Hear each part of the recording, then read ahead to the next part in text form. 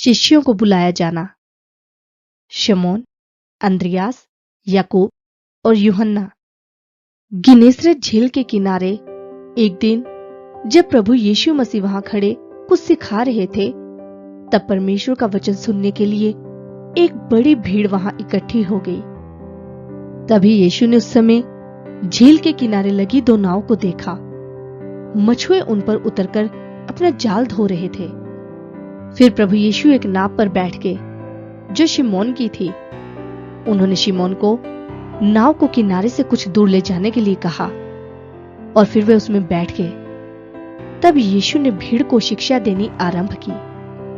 और जब यीशु अपना उपदेश खत्म कर चुके, तब उन्होंने शिमोन से कहा, नाव को गहरे पानी में ले चलो और तब मछलियां पकड़ने के लिए जाल डालो। तब शिमोन ने यीशु से कहा, स्वामी, हम रात भर से बहुत मेहनत कर चुके हैं, मगर हाथ में कुछ न लगा। फिर भी आपके कहने पर मैं जाल डाल देता हूं। ये कहते हुए उन्होंने जाल पानी में डाल दिया और जाल में इतनी संख्या में मछलियां आ गई कि जाल फटने लगा। तब उन्होंने दूसरी नाव के मछुआरों को इशारा करके सहायता के लिए बुलाया। वे आए और दोनों नाव में इतनी मछलियां भर गई कि बोझ के कारण वे नाव डूबने लगी। ये देखकर शिमोन ने यीशु के चरणों पर गिरकर कहा, हे प्रभु, आप मुझसे दूर चले जाइए, क्योंकि मैं एक पापी इंसान हूं।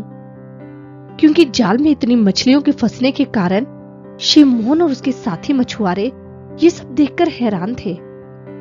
यही सब देखकर शिमोन के बाकी साथी, जब्दी के 2 बेटे याकूब और यूहन्ना भी हैरान थे। तब प्रभु यीशु मसीह ने शिमोन से कहा, मत डरो, अब से तुम मछलियों को नहीं बल्कि मनुष्यों को मेरे पास लाओगे।